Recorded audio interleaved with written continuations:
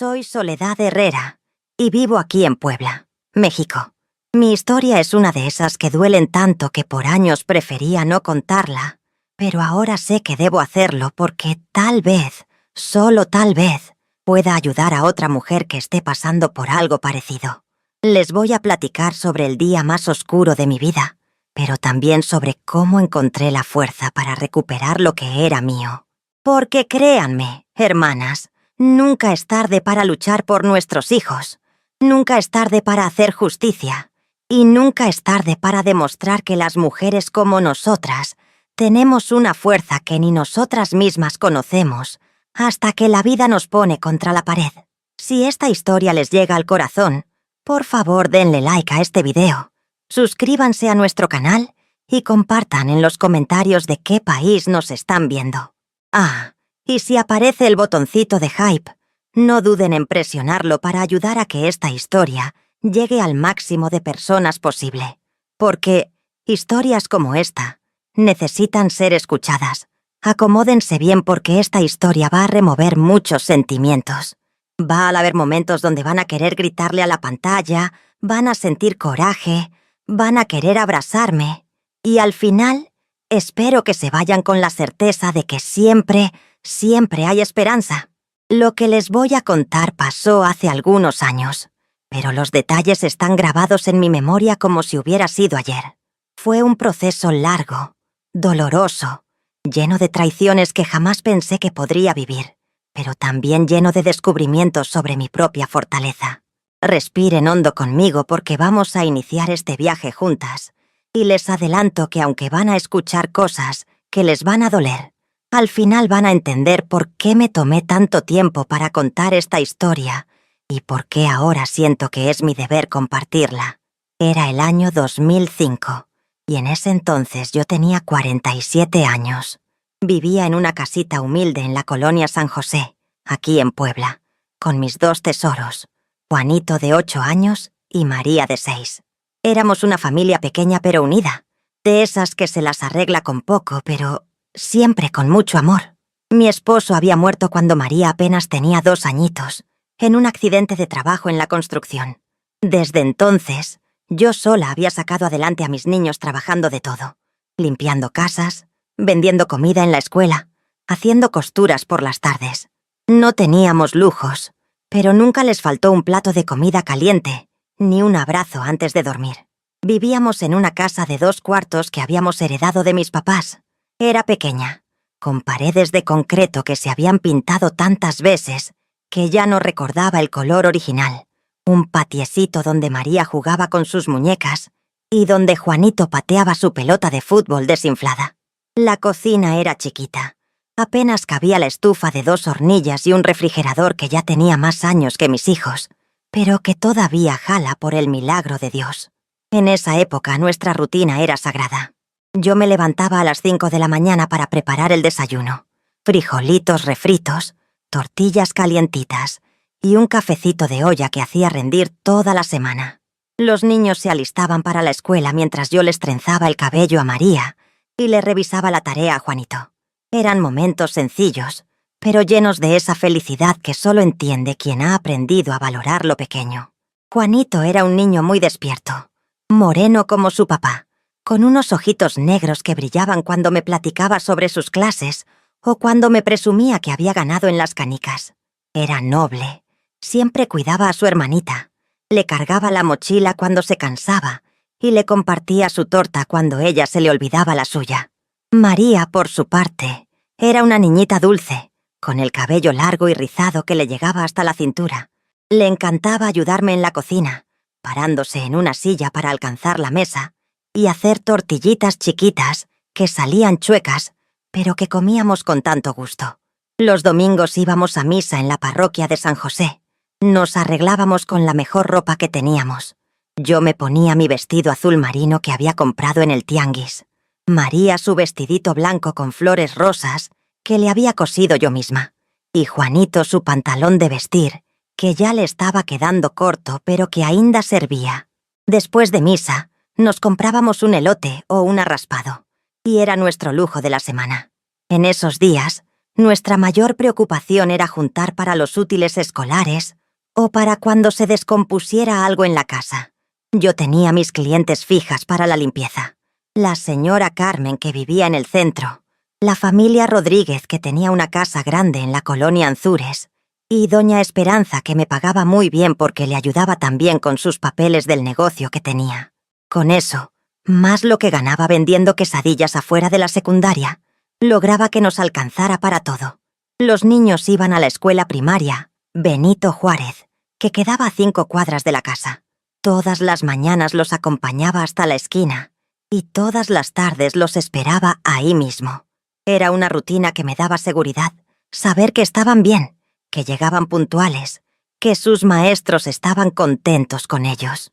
Pero en nuestra familia había alguien más, alguien que en ese momento yo creía que era mi mayor apoyo, mi hermana mayor, Amparo. Ella tenía 52 años y vivía sola en una casa más grande que la nuestra, en la colonia El Carmen. Amparo nunca se había casado. Decía que nunca había encontrado al hombre correcto y siempre había sido muy apegada a nosotros, especialmente después de que murió mi esposo. Amparo trabajaba como secretaria en una oficina del gobierno. Tenía un trabajo estable con buen salario y siempre andaba muy arreglada, con su cabello recogido en un chongo perfecto y sus blusas siempre bien planchadas. Era una mujer inteligente. Había estudiado hasta la preparatoria, sabía de papeles y trámites, y siempre me ayudaba cuando yo no entendía algún documento o cuando necesitaba hacer algún papeleo. Desde que enviudé, Amparo se había convertido en una segunda mamá para Juanito y María. Los fines de semana se los llevaba a su casa, les compraba ropita nueva, los llevaba al cine, les daba gustos que yo no podía darles. Al principio me daba pena, pero ella insistía en que era su manera de ayudar, que mis hijos eran como los suyos, que qué mejor inversión que el futuro de esos angelitos. Los niños la adoraban. Le decían «Tía Amparito» y corrían a abrazarla cada vez que llegaba. Ella llegaba con bolsitas de dulces, con juguetitos, siempre sonriente, siempre cariñosa. Yo me sentía agradecida de tener una hermana así, de saber que mis hijos tenían a alguien más en el mundo que los quisiera tanto. Amparo también me ayudaba económicamente. Cuando se acercaban las fechas importantes, como el Día del Niño o las fechas de cumpleaños, siempre aparecía con dinero extra. «Para que les compres algo bonito», me decía. Cuando Juanito necesitó lentes porque no veía bien el pizarrón, Amparo fue quien pagó la consulta con el oculista y los anteojos. Cuando María se enfermó de anginas y tuvimos que ir al doctor particular porque en el seguro social había mucha cola, Amparo cubrió todos los gastos. Yo veía en mi hermana a mi ángel guardián. En un mundo donde tantas veces me sentía sola cargando con toda la responsabilidad, tener a Amparo me daba una sensación de seguridad, de saber que no estaba completamente sola en la crianza de mis hijos. Pero había pequeñas cosas que entonces yo no veía con claridad, detalles que ahora, con la perspectiva que dan los años y el dolor, entiendo que eran señales. Amparo siempre insistía en que los niños se quedaran más tiempo en su casa. «Déjalos aquí en la semana», me decía. «Así descansan en una casa más espaciosa y tú puedes trabajar más tranquila». Yo siempre le decía que no, que mis hijos dormían conmigo, que era nuestra rutina y que así me gustaba. También notaba que Amparo siempre quería estar presente en las juntas de la escuela, en las citas médicas, en cualquier evento importante de los niños. Cuando yo le preguntaba por qué tenía tanto interés, ella me decía que era porque los quería mucho, que se sentía como su segunda mamá y que quería asegurarse de que estuvieran bien cuidados. A veces, cuando íbamos a hacer trámites relacionados con los niños, Amparo insistía en acompañarme. Decía que yo era muy ingenua para los papeles, que ella entendía mejor esas cosas y que mejor fuéramos juntas para que no me fuera a equivocar en algo importante. Yo agradecía su ayuda, pero ahora me doy cuenta de que siempre había una insistencia extraña en estar involucrada en todo lo relacionado con mis hijos. Los primeros meses del año 2006 transcurrieron con normalidad. Yo seguía con mi rutina de trabajo. Los niños iban bien en la escuela. y Amparo continuaba siendo esa hermana presente y cariñosa que siempre había sido. Juanito ya tenía 9 años y había crecido mucho. María tenía 7 y cada día se parecía más a su papá, con esos mismos ojos expresivos y esa sonrisa traviesa. En marzo de ese año, decidí aceptar un trabajo extra que me había ofrecido la señora Carmen. Su hija acababa de tener bebé y necesitaba que alguien fuera por las tardes a ayudarle con la limpieza y a cuidar un poco al recién nacido. Era un trabajo pesado porque ya tenía mis labores de la mañana, pero el dinero extra me iba a servir mucho para empezar a ahorrar para la secundaria de Juanito. Esas semanas empecé a sentirme más cansada de lo normal. Trabajaba desde las 6 de la mañana hasta las 8 de la noche, casi sin descanso. Llegaba a la casa agotada, pero siempre con energía suficiente para cenar con mis niños, revisarles la tarea y platicar sobre cómo había estado su día. Era una rutina que me daba mucha satisfacción, aunque físicamente me estuviera costando más trabajo. Amparo notó mi cansancio y empezó a insistir más en que dejara que ella se hiciera cargo de más cosas relacionadas con los niños.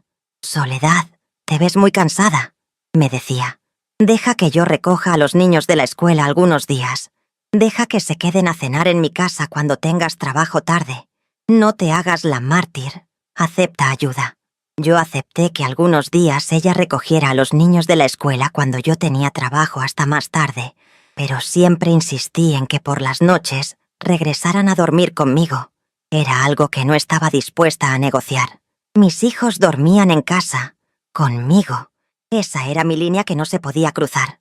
En abril, empecé a tener unos dolores de cabeza muy fuertes que al principio pensé que eran por el cansancio y el estrés. Tomaba pastillas para el dolor, pero no se me quitaban completamente. También empecé a sentir que se me olvidaban cosas pequeñas. ¿Dónde había puesto las llaves? ¿Si ya había apagado la luz? ¿O qué día tenía cita con algún cliente? Amparo fue quien más notó estos cambios. «Soledad, no te ves bien», me decía. «Deberías ir al doctor.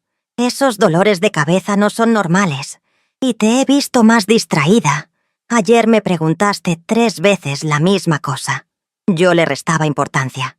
Le decía que era solo cansancio, que con unos días de descanso se me iba a pasar. Pero los dolores siguieron y empezaron a ser más fuertes. Algunos días me dolía tanto la cabeza que tenía que acostarme en cuanto llegaba a casa, y Amparo se quedaba con los niños hasta que yo me sintiera mejor. El 15 de abril, un domingo, estábamos en misa cuando me dio el dolor de cabeza más fuerte que había tenido en mi vida. Era como si me hubieran clavado un cuchillo en la cabeza. Me tuve que agarrar del banco para no caerme, y Amparo inmediatamente se dio cuenta de que algo estaba muy mal. «Nos vamos al hospital ahorita mismo», me dijo, y por primera vez no discutí.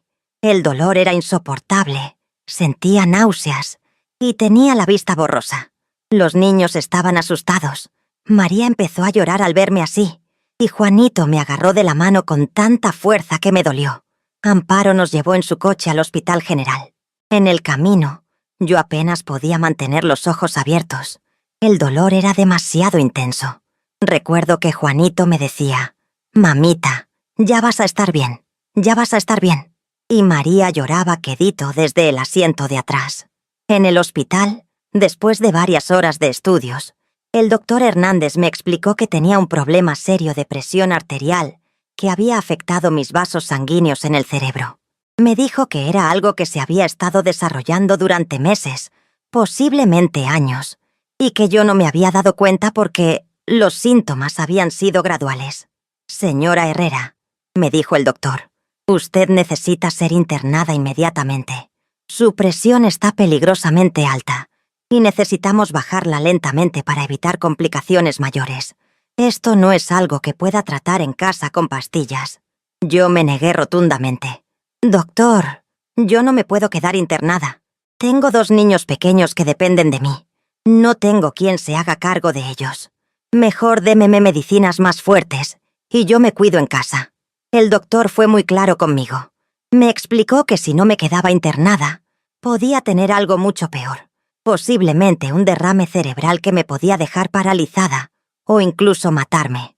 «Señora», me dijo, «si no se atiende ahora, Sus hijos pueden quedarse sin mamá para siempre. Fue entonces cuando Amparo tomó la palabra. Se acercó al doctor y le dijo: «Doctor, yo soy su hermana. Yo me voy a hacer cargo de los niños el tiempo que sea necesario. Ellos van a estar perfectamente bien conmigo. Soledad, no seas terca. Déjate internar. Tus hijos me necesitan con vida, no muerta de voluntariosa». Los niños estaban ahí escuchando todo. Juanito se veía muy serio, como tratando de entender la gravedad de la situación, y María no paraba de llorar. Me acerqué a ellos y les expliqué que mamá se tenía que quedar unos días en el hospital para que los doctores me curaran, pero que la tía Amparo se iba a portar súper bien con ellos. «¿Cuántos días, mamá?», me preguntó Juanito con esa madurez que a veces me rompía el corazón. «No sé, mi amor. Los doctores dicen que pueden ser 1 o 2 semanas, pero yo voy a hacer todo lo posible por salir rápido para estar con ustedes». María se me aferró al cuello y no me quería soltar. «Yo quiero quedarme contigo, mamá. Yo te voy a cuidar aquí en el hospital». Le expliqué que en el hospital no se podían quedar niños, que las reglas eran así, pero que todos los días me iban a poder visitar. Amparo les prometió que los iba a traer todas las tardes a verme, que les iba a comprar todo lo que necesitaran y que iba a estar muy pendiente de ellos. Esa noche del 15 de abril fue la primera vez en 9 años que mis hijos durmieron en otro lugar que no fuera conmigo. Desde que nació Juanito nunca nos habíamos separado más de unas horas. Incluso cuando trabajaba hasta tarde, siempre llegaba a casa a dormir con ellos. En el hospital, esa primera noche no pude dormir, no solo por los dolores y la preocupación por mi salud, sino por la angustia de saber que mis bebés estaban lejos de mí. Me imaginaba a María llorando por mí antes de dormir. Me preguntaba si Juanito se estaría haciendo el fuerte, pero estaría asustado por dentro. Al día siguiente, Amparo llegó temprano con los niños. Se veían bien arreglados, habían desayunado, y Amparo me contó que habían dormido bien, que ella les había puesto colchonetas en su sala para que durmieran juntitos y no se sintieran solos. «No te preocupes por nada, Soledad», me dijo. «Yo me voy a encargar de todo. Los voy a llevar a la escuela, los voy a recoger, van a comer bien, van a hacer su tarea. Tú solo concéntrate en sanarte». Durante esos primeros días, Amparo realmente se portó como la hermana maravillosa que siempre había sido. Los niños llegaban todas las tardes arreglados y contentos. Me platicaban que la tía les había comprado ropa nueva, que habían comido rico, que estaban durmiendo bien. Juanito me decía que la tía Amparo era muy buena para ayudarle con la tarea de matemáticas, y María me presumía que habían hecho galletas juntas. Yo me sentía tranquila viendo que mis hijos estaban bien cuidados, y eso me ayudó a concentrarme en mi recuperación. Los medicamentos poco a poco fueron haciendo efecto. Los dolores de cabeza disminuyeron, y mi presión arterial se empezó a estabilizar. Pero había algo pequeño que me inquietaba, aunque en ese momento no le di mucha importancia. Cuando los niños me visitaban, a veces hacían comentarios sobre cosas que la tía les había dicho que no me contaran, o mencionaban lugares donde habían ido que no correspondían con lo que Amparo me había platicado. Por ejemplo, una tarde María me dijo: «Mamá, ayer fuimos a una oficina muy fea donde la tía habló con unos señores y me dijo que no te dijera porque te ibas a preocupar». Cuando le pregunté a Amparo sobre eso, me dijo que habían ido al banco a hacer unos trámites de su trabajo y que había llevado a los niños porque no había con quién dejarlos. Otra vez, Juanito me mencionó que habían ido a ver a un doctor, pero no él, ni María, sino que la tía había ido al doctor y los había llevado. «¿Está enferma la tía?», le pregunté a Amparo cuando la vi. «No, para nada», me respondió. «Solo fui por unos análisis de rutina que me pide el trabajo. Los niños se confunden con las cosas, ya sabes». También noté que algunas veces cuando yo les preguntaba sobre algún detalle de su día, ellos se quedaban callados y volteaban a ver a Amparo, como esperando una señal de ella para saber qué responder. Amparo siempre respondía por ellos con una sonrisa, explicándome que estaban un poco tímidos porque era una situación nueva para ellos. A los 10 días de estar internada, el doctor Hernández me dijo que mi evolución había sido muy buena, que mi presión se había estabilizado y que si todo seguía así, me podría ir a casa en 2 o 3 días más. Yo estaba emocionadísima. Cuando les dije a los niños, saltaron de alegría y empezaron a hacer planes sobre todo lo que íbamos a hacer cuando yo regresara a casa. Pero esa misma tarde, Amparo se quedó hasta muy tarde, después de que se fueran los niños. Me dijo que quería platicar conmigo a solas sobre algunas cosas importantes. Soledad, me dijo con un tono más serio de lo normal. Estos días que he estado cuidando a Juanito y a María, me han hecho reflexionar mucho sobre su futuro. Le pregunté qué quería decir con eso, y ella me explicó que había visto lo difícil que era para mí sola sacar adelante a 2 niños, especialmente ahora que había tenido problemas de salud que podrían repetirse. No me malentiendas, me dijo. Creo que eres una mamá excelente, pero también veo que te sacrificas demasiado, que trabajas hasta enfermarte, que no tienes tiempo para cuidarte. Y los niños necesitan estabilidad. Necesitan saber que van a tener todas sus necesidades cubiertas. Me propuso algo que en ese momento me pareció una muestra más de su generosidad, que los niños se fueran a vivir con ella temporalmente, mientras yo me recuperaba completamente y encontraba un trabajo que no fuera tan demandante físicamente. Piénsalo, Soledad. Mi casa es más grande, más cómoda. Ellos tendrían su propio cuarto cada uno. No tendrían que dormir todos apretados como en tu casa. Yo gano bien. Les podría dar mejores oportunidades. Y tú podrías recuperarte sin la presión de trabajar tanto. Le dije que agradecía mucho su oferta, pero que mis hijos se iban a regresar conmigo a casa en cuanto yo saliera del hospital, que yo era su mamá, que era mi responsabilidad cuidarlos, y que juntos íbamos a salir adelante como siempre lo habíamos hecho. Amparo insistió un poco más, pero cuando vio que yo estaba decidida, cambió de tema. Está bien, Soledad. Solo quería que supieras que siempre van a tener mi apoyo, y que mi casa siempre va a estar abierta para ustedes. Esa noche me quedé pensando en la conversación. Por un lado, agradecía infinitamente que mi hermana quisiera tanto a mis hijos y estuviera dispuesta a hacer tantos sacrificios por ellos. Por otro lado, me inquietaba un poco esa insistencia en que se quedaran con ella, pero me dije a mí misma que solo estaba siendo una hermana preocupada, que había visto lo enferma que había estado y genuinamente se preocupaba por nuestro bienestar. Al día siguiente, 13 de mayo, el doctor Hernández me confirmó que me podía ir a casa el 15 de mayo. Le pedí a Amparo que no les dijera nada a los niños hasta el día que me fuera, para darles la sorpresa. Ella aceptó, pero noté que se veía un poco extraña, como preocupada por algo. El 14 de mayo por la tarde, Amparo llegó con los niños como siempre, pero esta vez se veían diferentes. Juanito estaba muy callado, más de lo normal, y María parecía como si hubiera estado llorando. Cuando les pregunté qué les pasaba, María me dijo: «Mamá, la tía dice que tú sigues muy enferma y que nosotros tenemos que seguir viviendo con ella para que tú te cures mejor». Le pregunté a Amparo qué estaba pasando. ¿Por qué les había dicho eso a los niños cuando ya sabía que yo me iba al día siguiente? Amparo me dijo que había hablado otra vez con el doctor Hernández, aunque a mí eso me pareció raro, porque el doctor no podía dar información de mi estado a alguien que no fuera yo, y que él le había dicho que yo necesitaba varios meses de recuperación en casa sin el estrés de cuidar niños. «Eso no es cierto, Amparo», le dije. «El doctor me dijo que mañana me voy a casa y que con los medicamentos y cuidándome voy a estar perfectamente bien». Amparo insistió en que era mejor que los niños se quedaran con ella por un tiempo más, hasta que yo estuviera completamente recuperada. Los niños nos oían discutir y se pusieron a llorar. María me decía: «Mamá, yo quiero ir contigo mañana. Ya no quiero estar lejos de ti». Fue en ese momento cuando yo sentí una alarma en mi interior. Algo no estaba bien.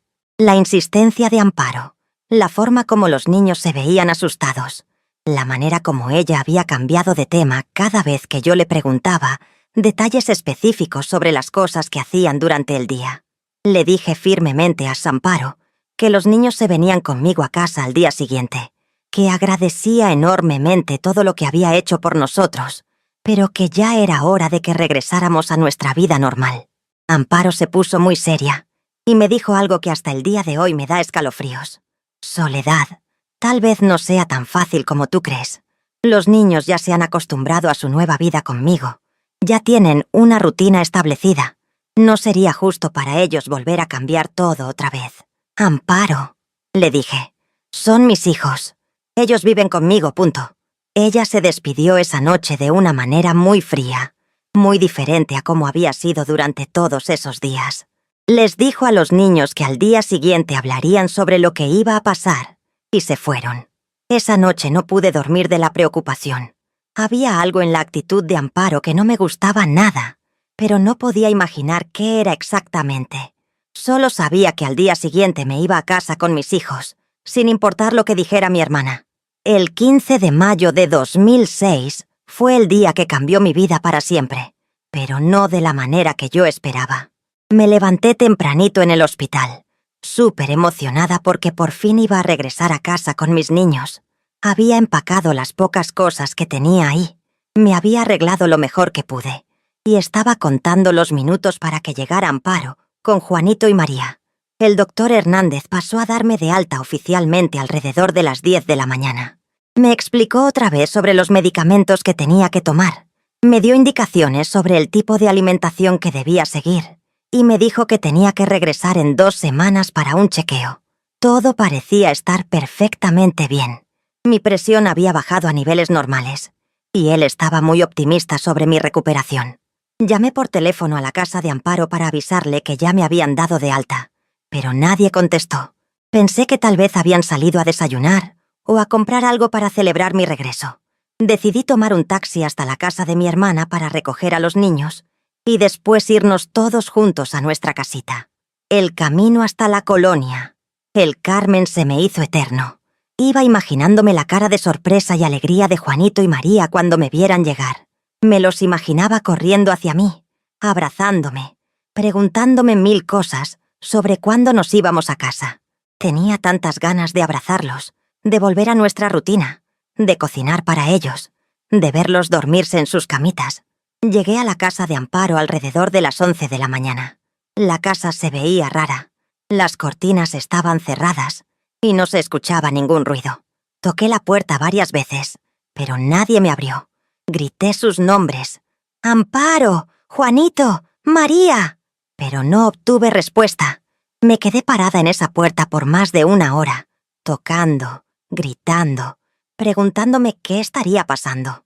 Pensé que tal vez habían salido y que regresarían pronto, así que decidí esperarlos ahí afuera. Pero pasaba el tiempo y no llegaba nadie. Alrededor de las 2 de la tarde, una vecina de Amparo se acercó y me preguntó si estaba buscando a mi hermana.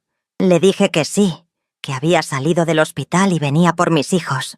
«Ay, señora», me dijo la vecina, «ellos se fueron muy temprano, como a las 6 de la mañana. Vi que Amparo metió unas maletas grandes al coche y que los niños iban muy calladitos. Pensé que se iban de viaje. Se me heló la sangre. ¿Viaje? ¿Qué viaje? ¿Por qué Amparo se habría llevado a mis hijos de viaje el día que yo salía del hospital? ¿Y por qué no me había dicho nada?» Le pregunté a la vecina si había escuchado a dónde iban, pero me dijo que no, que solo había visto que se fueron muy temprano y que llevaban muchas cosas. Regresé corriendo a mi casa, pensando que tal vez Amparo había decidido llevar a los niños directamente ahí para darme la sorpresa. Pero cuando llegué, la casa estaba vacía y exactamente como la había dejado 2 semanas antes.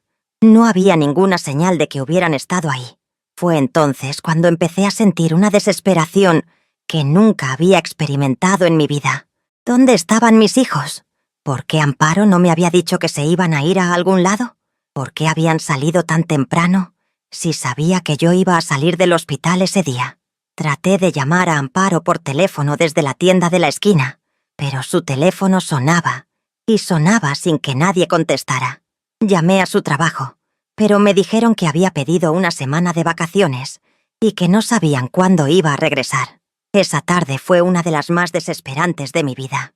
No sabía qué hacer, a quién llamar, cómo encontrar a mis hijos. Pensé en ir a la policía, pero ¿qué les iba a decir? Que mi hermana se había llevado a mis hijos después de haber estado cuidándolos legalmente durante 2 semanas. ¿Era eso un delito? Yo no sabía. Esa noche no pude dormir. Me la pasé caminando por la casa, mirando las camas vacías de los niños, sus juguetes, su ropa. Todo estaba exactamente como lo habían dejado 2 semanas antes. Me la pasé pensando en todas las conversaciones que había tenido con Amparo en el hospital, tratando de recordar si había habido alguna pista de lo que estaba planeando.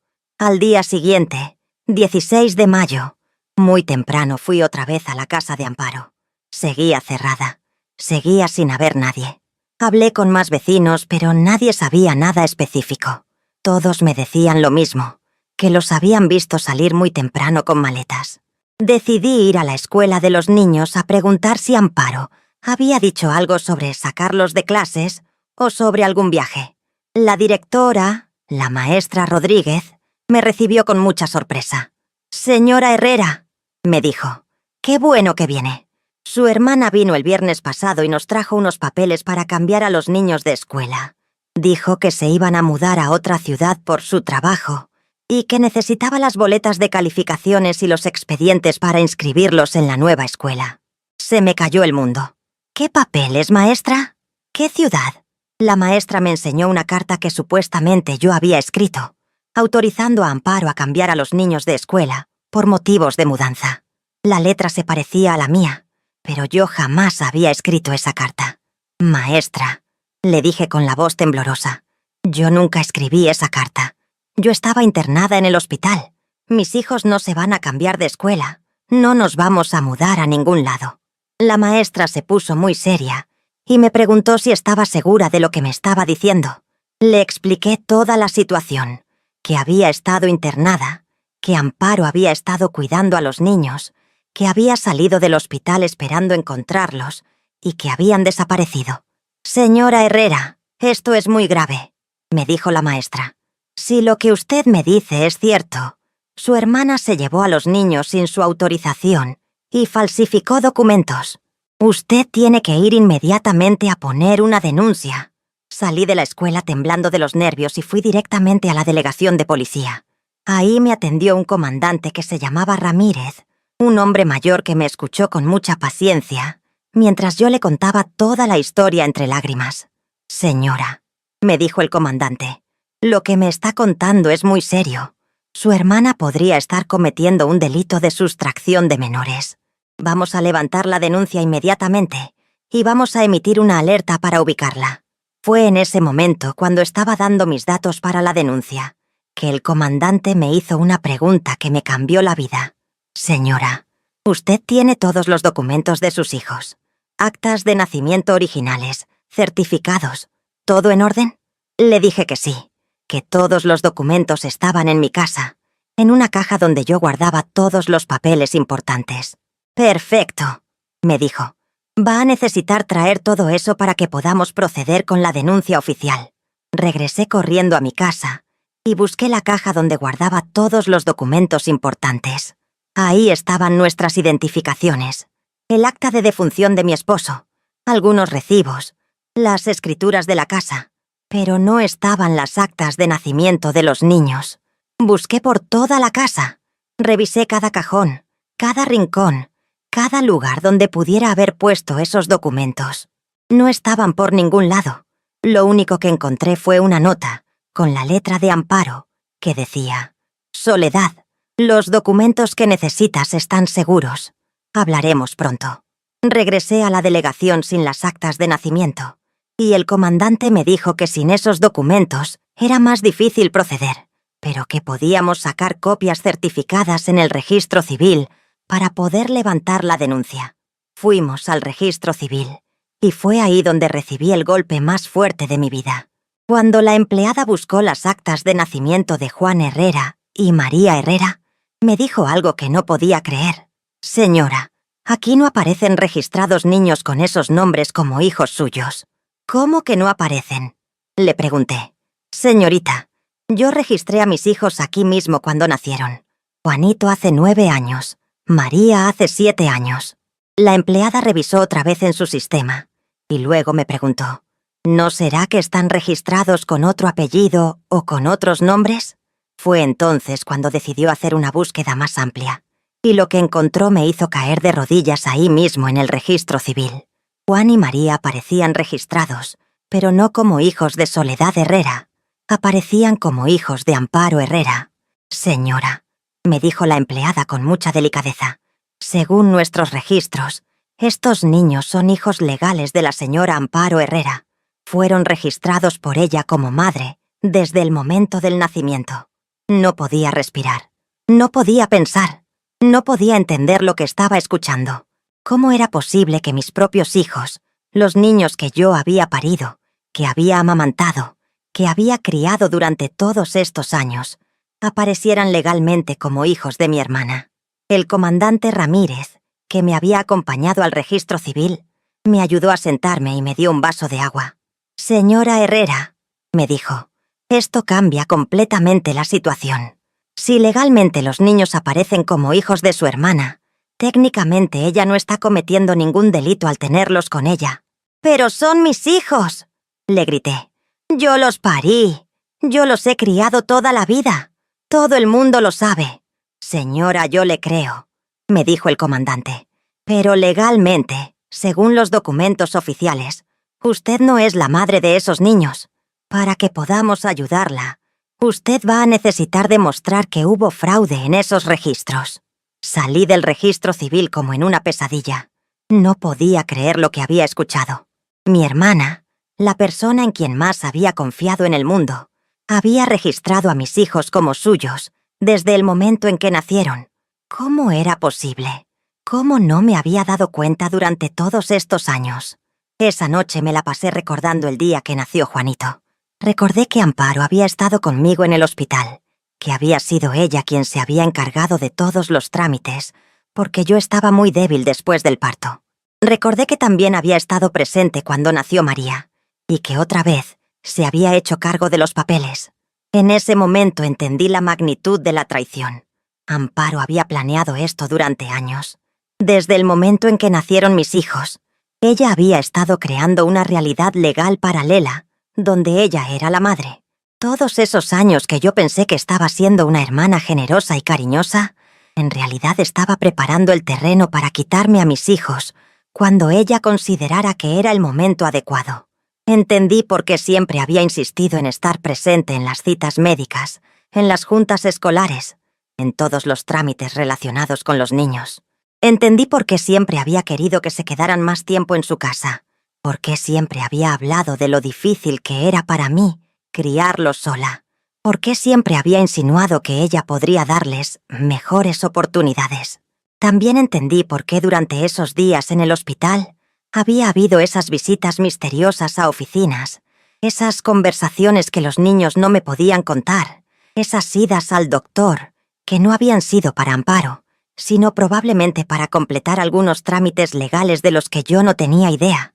Mi hermana había aprovechado que yo estaba internada e indefensa para dar el último paso de su plan, llevarse físicamente a los niños y desaparecer con ellos. Y lo peor de todo es que legalmente ella no estaba haciendo nada malo. Según los papeles, ella era la madre legítima, y yo no era nadie. Esa madrugada, sentada en el suelo de la habitación vacía de mis hijos, abrazando sus almohadas que todavía olían a ellos, tomé la decisión más importante de mi vida. No me iba a quedar de brazos cruzados. No iba a permitir que Amparo se saliera con la suya. Iba a recuperar a mis hijos, costara lo que costara, tardara lo que tardara. Pero primero necesitaba entender exactamente qué había pasado, cómo había logrado Amparo registrarlos como sus hijos, y qué opciones legales tenía yo para revertir esa situación. Necesitaba ayuda. Necesitaba a alguien que entendiera de leyes, alguien que me ayudara a navegar este laberinto legal que mi hermana había construido a mis espaldas durante casi una década. Al día siguiente iba a empezar la pelea de mi vida. No tenía dinero, no tenía influencias, no tenía estudios, pero tenía algo que Amparo nunca iba a tener. Era la verdadera madre de esos niños, y eso se iba a demostrar de una manera u otra. Los siguientes días fueron los más oscuros de toda mi existencia. Me despertaba cada mañana con la esperanza de que todo hubiera sido una pesadilla horrible, Pero la realidad me golpeaba en cuanto veía las camas vacías de mis niños. La casa se sentía como un mausoleo. Todo estaba exactamente como ellos lo habían dejado 2 semanas antes, pero ahora yo sabía que tal vez nunca más regresarían. Traté de seguir con mi rutina de trabajo, pero no podía concentrarme en nada. Mis clientas notaron inmediatamente que algo estaba muy mal. La señora Carmen, para quien había estado trabajando extra antes de enfermarme, me preguntó por qué me veía tan desmejorada. «Ay, señora Carmen», le dije, «no sabe la pesadilla que estoy viviendo. Mi hermana se llevó a mis hijos y resulta que legalmente no son míos». La señora Carmen se quedó impactada cuando le conté toda la historia. Ella había conocido a Juanito y a María durante varios años. Sabía perfectamente que eran mis hijos. «Pero eso es imposible, Soledad», me decía. «Todo el mundo sabe que esos niños son tuyos. Los has criado desde bebés. Cualquiera que los vea contigo se da cuenta de que son tus hijos». La señora Carmen fue quien me dio el primer consejo útil que recibí en esos días terribles. «Soledad», me dijo, «tú necesitas un abogado. Esta situación es demasiado complicada para que la resuelvas sola. Yo conozco a un licenciado que es buena gente y que a veces ayuda a personas de pocos recursos. Se llama Eduardo Morales. Tiene su oficina aquí cerca del centro». Con las pocas monedas que tenía ahorradas, fui a buscar al licenciado Morales. Su oficina era pequeña y modesta, en un segundo piso de un edificio viejo del centro de Puebla. Cuando le conté mi historia, se quedó pensativo por un largo rato. «Señora Herrera», me dijo finalmente, «su caso es muy complicado legalmente, pero no imposible. Lo que su hermana hizo se llama suplantación de identidad en documentos oficiales, y es un delito federal muy grave. El problema va a ser demostrarlo». Me explicó que necesitábamos reunir todas las evidencias posibles de que yo era la verdadera madre de los niños. Fotografías, testimonios de vecinos, registros médicos del embarazo y el parto, testimonios de maestros, cualquier cosa que pudiera demostrar que durante todos estos años yo había sido quien ejercía la maternidad real. «Licenciado», le pregunté, «¿cuánto me va a costar todo esto? Porque yo no tengo mucho dinero». El licenciado Morales me explicó que un caso así podría costar miles y miles de pesos, entre trámites, investigaciones y el tiempo que podría tardar. «Pero mire, señora», me dijo, «su caso me parece tan indignante que voy a ayudarla. No le voy a cobrar honorarios hasta que recupere a sus hijos. Solo va a tener que pagar los gastos básicos de los trámites». Esa pequeña luz de esperanza me dio fuerzas para seguir adelante. Empezamos inmediatamente a reunir evidencias. Fuimos con todos mis vecinos de la colonia San José para que dieran testimonio de que habían visto crecer a Juanito y María conmigo, de que todo el mundo sabía que eran mis hijos. Doña Esperanza, mi vecina de toda la vida, fue al registro civil a dar su testimonio. «Señor licenciado», le dijo al secretario, «yo vi a esa muchacha embarazada durante 9 meses. La vi sufrir con los dolores. La acompañé al hospital cuando nació el niño. ¿Cómo va a ser que ese niño no es de ella?» Fuimos con las maestras de la escuela, quienes también dieron testimonio de que durante todos estos años yo había sido quien se presentaba como la madre, quien firmaba los reportes de calificaciones, quien iba a las juntas de padres de familia, quien recogía a los niños cuando se enfermaban. La maestra Rodríguez, que había sido maestra de Juanito desde primer año, escribió una carta muy emotiva. «Durante 3 años he conocido a Juan como hijo de la señora Soledad Herrera. Ella siempre ha estado presente en su educación. Ha mostrado el amor y la preocupación típica de una madre. La señora Amparo solo aparecía ocasionalmente, como una tía cariñosa, pero nunca se presentó como la madre del niño». El licenciado también me ayudó a conseguir mis expedientes médicos del Hospital General, donde aparecían claramente registrados mis 2 embarazos y partos. «Esto es oro puro», me dijo cuando vio los documentos. «Aquí está la prueba médica irrefutable de que usted dio a luz a estos niños». Pero mientras nosotros reuníamos evidencias, pasaba el tiempo y yo no sabía nada de mis hijos.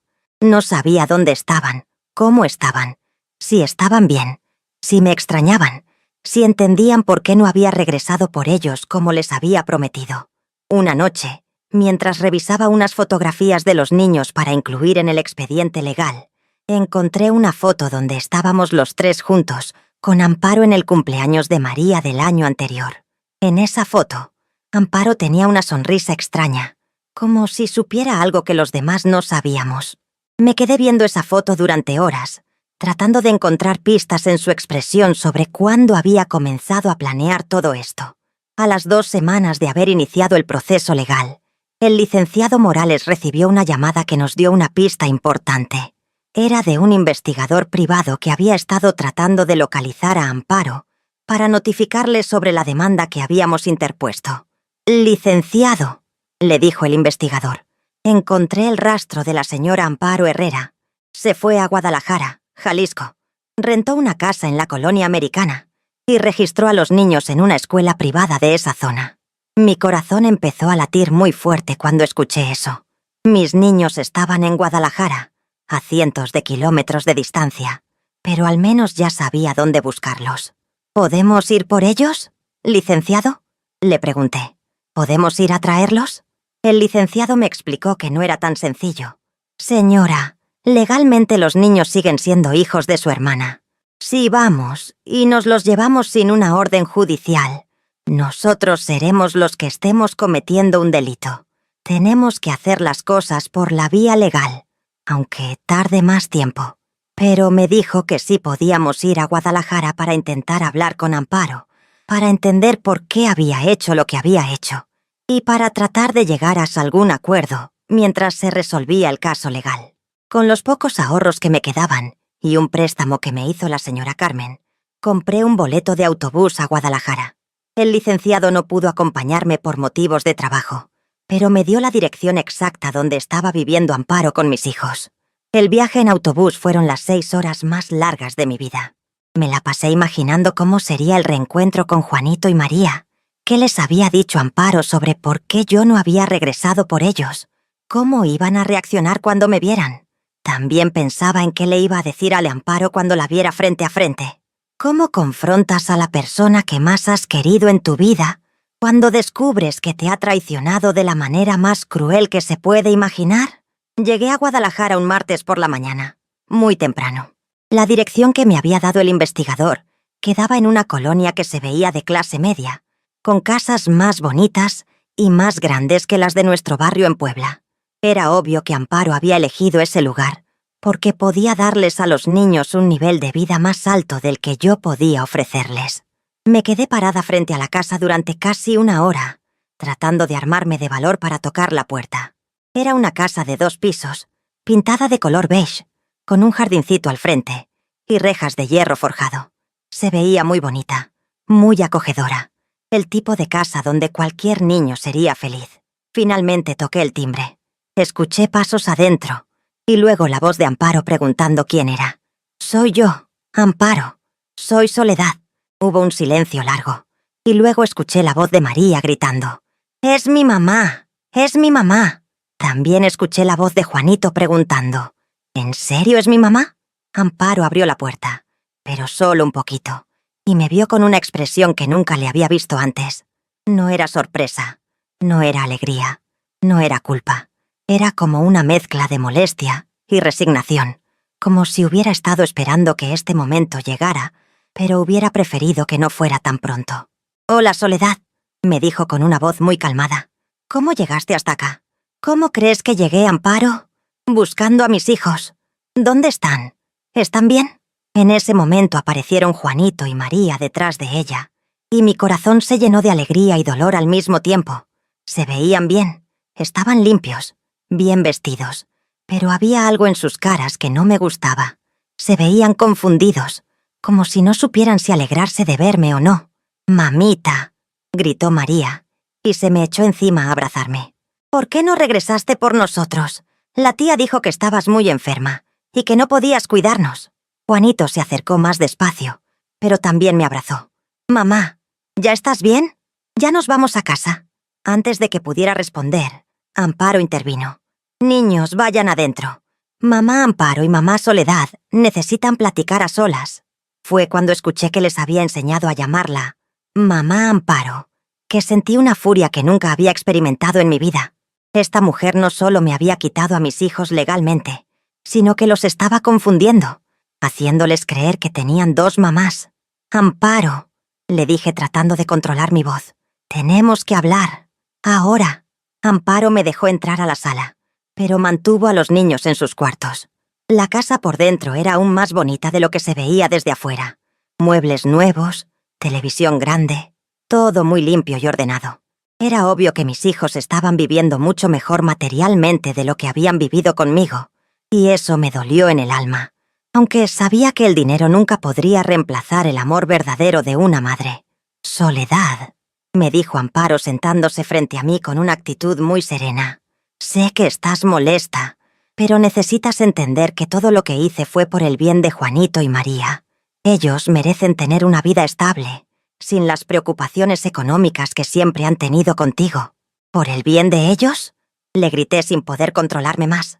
Amparo, me robaste a mis hijos. Los registraste como tuyos desde que nacieron. Me engañaste durante 9 años. Amparo suspiró y me explicó algo que me dejó helada. Soledad, cuando nació Juanito tú estabas muy joven, muy inestable emocionalmente por la muerte reciente de tu esposo. Yo vi que no ibas a poder darle la vida que se merecía. Así que sí, aproveché que estabas débil después del parto para registrarlo como mío. Y lo mismo hice con María. Pero yo los crié, yo los alimenté. Yo me desvelé cuando estaban enfermos. Sí, pero con mi dinero, Soledad. ¿Quién crees que pagaba realmente los gastos de esos niños? ¿Quién pagaba los doctores, la ropa, los útiles escolares? Tú trabajabas día y noche y apenas te alcanzaba para la comida. Yo era quien realmente los mantenía. En ese momento entendí que Amparo había estado planeando esto desde mucho antes de lo que yo había imaginado. No había sido una decisión impulsiva cuando me enfermé. Había sido un plan de años, donde ella había ido creando una dependencia económica para justificar ante sí misma y ante los niños que ella era quien realmente los cuidaba. Me explicó que durante mis días en el hospital había aprovechado para hacer los trámites finales que necesitaba. Había ido a la escuela a pedir los expedientes. Había cambiado la información en las clínicas médicas donde los llevaba. Había notificado a algunas instituciones sobre el cambio de domicilio de los niños. ¿Y ahora qué, Amparo? Le pregunté. ¿Piensas que te vas a quedar con mis hijos para siempre? ¿Crees que ellos no van a extrañar su vida en Puebla, sus amigos, su casa? Los niños se adaptan, Soledad. Ya han empezado a hacer amigos nuevos en la escuela. Les gusta su cuarto. Están contentos. Tú puedes venir a visitarlos cuando quieras, pero ellos se van a quedar conmigo. Fue en ese momento cuando les pedí que trajera a los niños para que pudiéramos hablar los 4 juntos. María y Juanito llegaron a la sala muy callados y se sentaron junto a Amparo. Eso me dolió mucho, ver que habían buscado su protección en lugar de correr hacia mí como siempre hacían. «Niños», les dije, «¿ustedes están contentos aquí? ¿No extrañan nuestra casita en Puebla?» María fue la primera en hablar. «Mamita, extraño nuestra casa, pero aquí tengo mi cuarto propio. Y la tía... mamá Amparo me compró una muñeca muy bonita». Juanito era más directo. «Mamá, ¿por qué no regresaste por nosotros cuando saliste del hospital? Mamá Amparo dijo que ya no querías cuidarnos porque era muy difícil para ti». Ahí me di cuenta de la magnitud de la manipulación que había hecho Amparo. Les había hecho creer que yo los había abandonado, que había sido mi decisión dejarlos con ella, porque ya no podía con la responsabilidad. «Mis amores», les expliqué con mucho cuidado. «Yo nunca los abandoné. Yo salí del hospital y fui a buscarlos a casa de la tía, pero ya no estaban. Yo los he estado buscando desde ese día porque ustedes son lo más importante de mi vida». Los niños se pusieron a llorar, confundidos por las versiones contradictorias que estaban escuchando. Amparo inmediatamente los consoló y les dijo que ya era hora de que se fueran a sus cuartos, porque los adultos tenían cosas importantes que platicar. Cuando nos quedamos solas otra vez, Amparo me dijo algo que nunca voy a olvidar.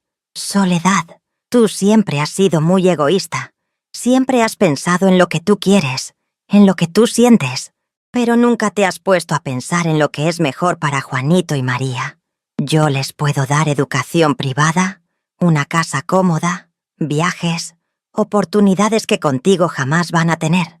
Los niños no necesitan cosas materiales, Amparo. Necesitan amor. Necesitan a su verdadera madre. ¿Y quién dice que yo no los amo? Yo los he querido desde que nacieron. He estado presente en cada momento importante de sus vidas. La única diferencia es que yo sí puedo darles un futuro. Esa conversación me hizo entender que Amparo realmente se había convencido a sí misma de que lo que había hecho estaba bien. En su mente distorsionada, ella era la heroína que había salvado a 2 niños de una vida de pobreza, y yo era la mala madre que no podía proveerles lo que necesitaban.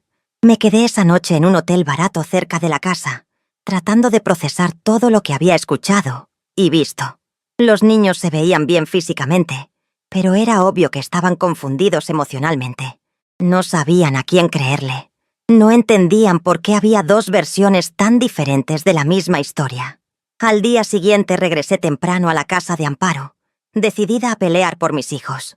Pero cuando llegué, la casa estaba vacía otra vez.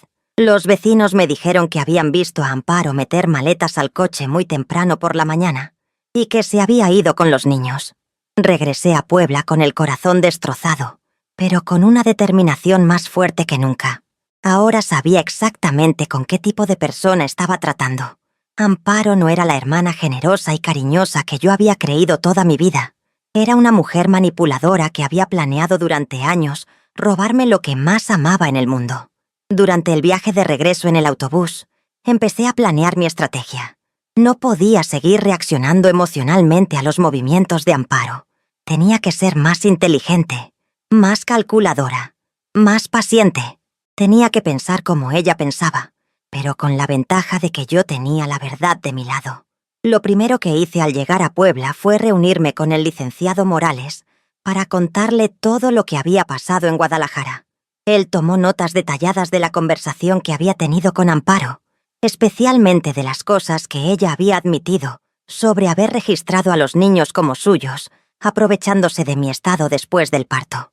«Señora Herrera», me dijo el licenciado, «lo que su hermana le confesó es muy valioso para nuestro caso. Ella admitió que falsificó los registros de nacimiento.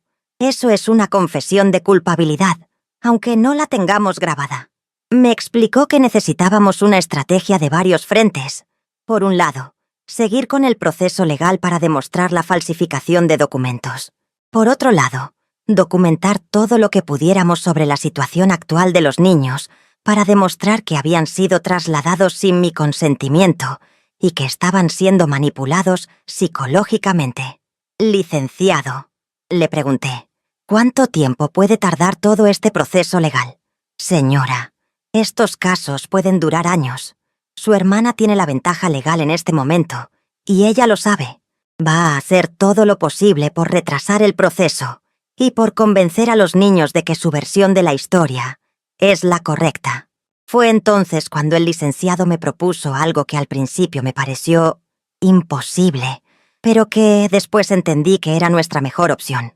«Señora, yo creo que usted debería contratar a un investigador privado profesional para que documente todo lo que hace su hermana, para que la siga y mantenga un registro de dónde está viviendo con los niños, a qué escuela los lleva, qué tipo de vida les está dando. Licenciado, yo no tengo dinero para pagar un investigador privado. Mire, señora, yo conozco a un investigador que es muy bueno y que a veces trabaja con pagos parciales. Se llama Roberto Sánchez, y creo que su caso le va a interesar porque es muy indignante lo que le hicieron». Esa misma tarde fui a conocer al investigador Sánchez. Era un hombre de unos 45 años, muy serio, que había trabajado muchos años en la policía antes de establecer su propia agencia de investigación. Cuando le conté mi historia, se indignó tanto como yo. «Señora Herrera», me dijo, «en mis 20 años investigando casos, nunca había escuchado algo tan elaborado y tan cruel. Su hermana es una criminal muy inteligente, pero todos los criminales cometen errores, y nosotros vamos a encontrar los suyos». Me propuso un plan que iba a requerir varios meses de trabajo, pero que podía darnos las evidencias definitivas que necesitábamos para ganar el caso. El investigador iba a rastrear todos los movimientos de Amparo, iba a documentar cada lugar donde viviera con los niños, iba a conseguir testimonios de maestros y vecinos sobre cómo se había presentado en cada lugar. Señora, me explicó, su hermana va a tener que inscribir a los niños en escuelas, va a tener que llevarlos a doctores, va a tener que interactuar con muchas personas. En cada interacción, va a tener que mentir sobre cómo obtuvo la custodia de esos niños. Y nosotros vamos a documentar cada mentira. También me explicó que íbamos a investigar el pasado de Amparo para ver si había hecho algo similar antes o si había otros patrones de comportamiento manipulativo que pudiéramos usar en el caso. El costo del investigador era alto, pero me propuso un plan de pagos que yo podía manejar trabajando extra. La señora Carmen se ofreció a darme más horas de trabajo, y doña Esperanza me consiguió 2 casas más para limpiar los fines de semana. Durante las siguientes semanas, establecí una rutina muy estricta. Me levantaba a las 4:30 de la mañana para empezar a trabajar más temprano, trabajaba sin descanso hasta las 9 de la noche, y después me dedicaba a ayudar con la investigación legal. Todos los pesos extras que ganaba se iban para pagar los honorarios del investigador y los gastos del proceso legal. También empecé a prepararme emocionalmente para lo que sabía que iba a ser una batalla muy larga y muy dolorosa. Todas las noches, antes de dormir, me sentaba en la cama de María y le prometía en voz alta que la iba a traer de vuelta a casa. Me sentaba en la cama de Juanito y le prometía que su mamá no se iba a rendir nunca. El investigador Sánchez empezó a mandarme reportes semanales sobre los movimientos de Amparo. Durante el primer mes, ella se quedó en Guadalajara, pero estaba muy nerviosa. Cambiaba de casa cada 2 o 3 semanas. Era obvio que sabía que la estábamos buscando. Señora, me dijo el investigador en una de nuestras reuniones, su hermana está actuando como alguien que sabe que está haciendo algo malo. Una persona inocente no cambiaría de domicilio tantas veces en tan poco tiempo. También me contó algo que me dio mucha esperanza. Los niños no se ven felices, señora. El investigador que tengo en Guadalajara los ha observado cuando salen de la escuela y se ven tristes, como extrañando algo. Su hermana trata de mantenerlos contentos comprándoles cosas, pero es obvio que eso no está funcionando. En el segundo mes de investigación, Amparo cometió su primer error grande. Se mudó a Ciudad de México, pero para inscribir a los niños en una escuela privada cara, tuvo que presentar documentos económicos que probaran que podía pagar las colegiaturas. Señora Herrera, me dijo el investigador muy emocionado, aquí está el error que estábamos esperando. Su hermana presentó documentos donde dice que ha estado manteniendo a estos niños durante toda su vida, pero también presentó sus declaraciones de impuestos, donde nunca los había reportado como dependientes económicos. Esa contradicción en los documentos era exactamente lo que necesitábamos para demostrar que toda la historia que Amparo estaba contando era fabricada. El licenciado Morales estaba emocionadísimo con este descubrimiento. Señora, esto es oro puro. Su hermana se contradijo en documentos oficiales. Ahora podemos demostrar que está mintiendo sobre toda la situación. Pero yo sabía que Amparo no se iba a quedar de brazos cruzados. Ella también era inteligente. También sabía que estábamos reuniendo evidencias contra ella. Era solo cuestión de tiempo antes de que contraatacara de alguna manera. Efectivamente, a las 3 semanas de haber descubierto la contradicción en los documentos, el investigador me trajo noticias preocupantes. Señora, su hermana contrató a sus propios abogados. Abogados caros, de un bufete grande de la Ciudad de México. Ella está preparándose para pelear en serio. También me dijo que Amparo había empezado a llevar a los niños a un psicólogo, aparentemente para que los ayudara a adaptarse a su nueva vida.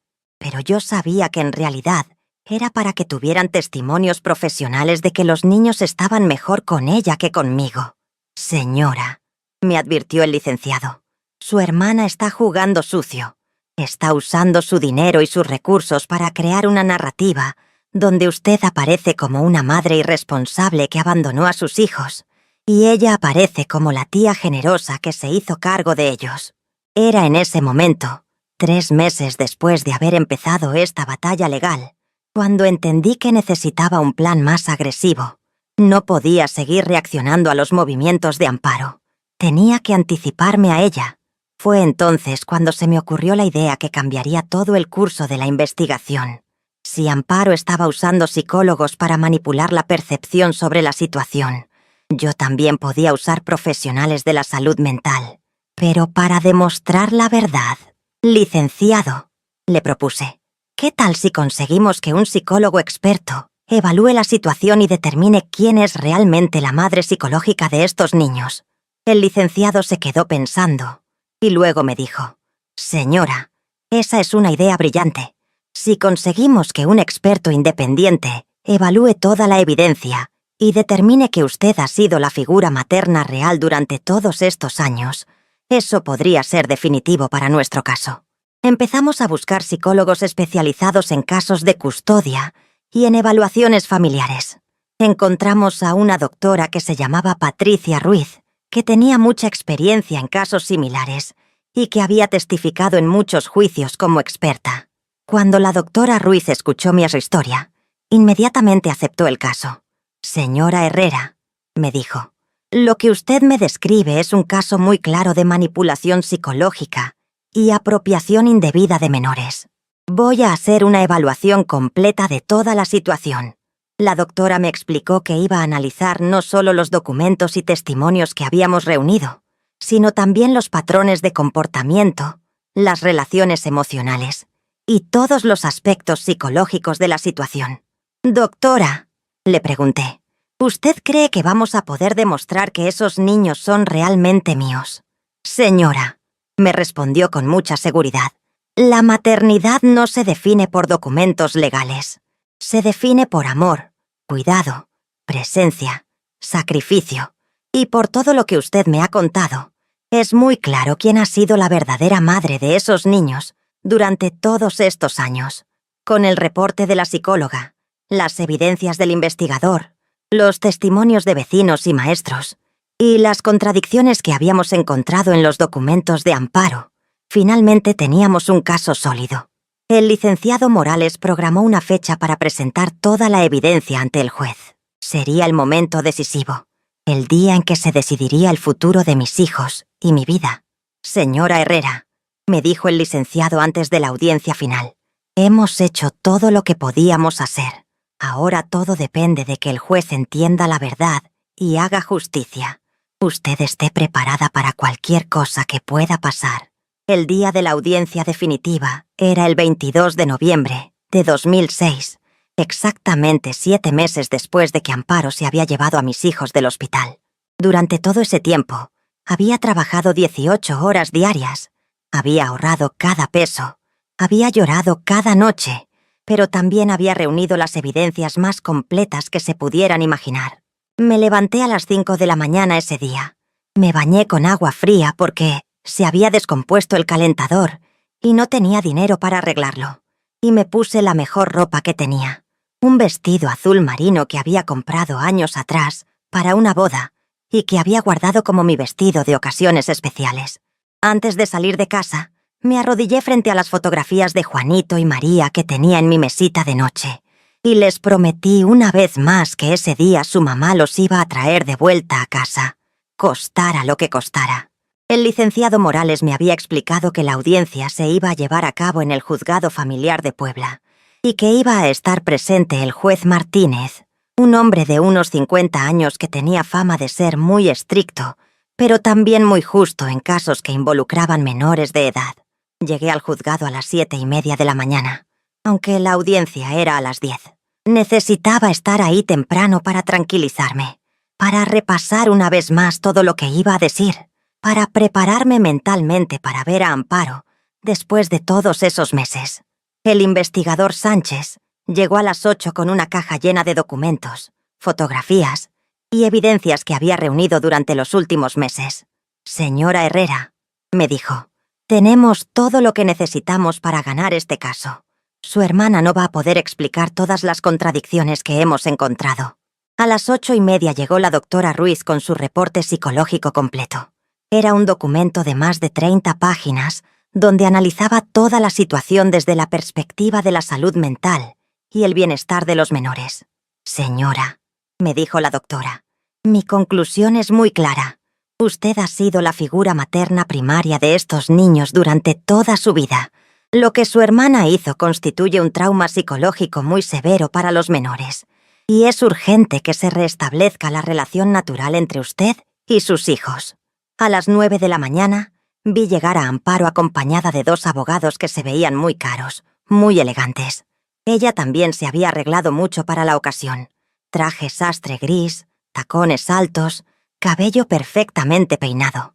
Se veía como una mujer exitosa, profesional, el tipo de persona que cualquiera diría que podía darles una buena vida a 2 niños. Pero lo que más me impactó fue ver llegar a Juanito y a María, acompañados de una señora que aparentemente era una trabajadora social. Los niños se veían más grandes. Habían crecido durante estos meses lejos de mí. Juanito tenía puesta una camisa blanca nueva y pantalones de vestir. María tenía un vestidito rosa muy bonito y zapatitos charolados. Cuando María me vio, gritó, «¡Mamita!», y empezó a correr hacia mí, pero la trabajadora social la detuvo y le dijo que tenía que esperar a que el juez dijera que podía saludarme. Eso me partió el corazón, ver a mi bebé estirar sus bracitos hacia mí y no poder abrazarla. Juanito era más cauteloso. Me miró con mucha seriedad, como analizándome, como tratando de recordar quién era yo realmente. Habían pasado 7 meses desde la última vez que nos habíamos visto, y él había crecido tanto física como emocionalmente durante ese tiempo. A las 10 en punto entramos todos al juzgado. Era una sala grande, con bancas de madera, el escritorio del juez al frente, y un ambiente muy serio que me puso muy nerviosa. Nunca había estado en un lugar así. Nunca había participado en un proceso legal tan formal. El juez Martínez era un hombre alto, de cabello canoso, que hablaba con mucha autoridad, pero también con mucha paciencia. Lo primero que hizo fue explicarles a todos los presentes que esta audiencia era para determinar la custodia legal de Juan Herrera y María Herrera, y que se iba a basar en el interés superior de los menores. Antes de escuchar a las partes, dijo el juez, quiero dejar muy claro que este caso me ha llamado mucho la atención por las circunstancias tan inusuales que presenta. Tenemos aquí a una mujer que dice ser la madre biológica de 2 menores y a otra mujer que aparece legalmente como la madre en los registros oficiales. Vamos a llegar al fondo de esta situación. El primer testimonio fue el mío. El licenciado Morales me había preparado durante semanas para este momento. Me había enseñado a hablar con claridad, a no dejarme llevar por las emociones, a presentar los hechos de manera organizada. Señor juez, empecé. Durante los últimos 9 años yo he sido la madre de estos niños en todos los aspectos prácticos y emocionales. Yo los alimenté cuando eran bebés. Yo me desvelé cuando estaban enfermos. Yo trabajé día y noche para darles todo lo que necesitaban. Le conté toda la historia desde el principio. Cómo había enviudado siendo muy joven. Cómo había luchado por sacar adelante a mis hijos. Cómo Amparo había estado presente como una tía cariñosa. Cómo había aprovechado mi hospitalización para llevárselos y desaparecer con ellos. Cuando terminé mi testimonio, noté que el juez había estado tomando notas muy detalladas. Me preguntó algunas cosas específicas sobre las rutinas diarias que había tenido con los niños, sobre las escuelas donde habían estudiado, sobre los amigos que habían tenido en nuestro barrio. Después fue el turno de Amparo.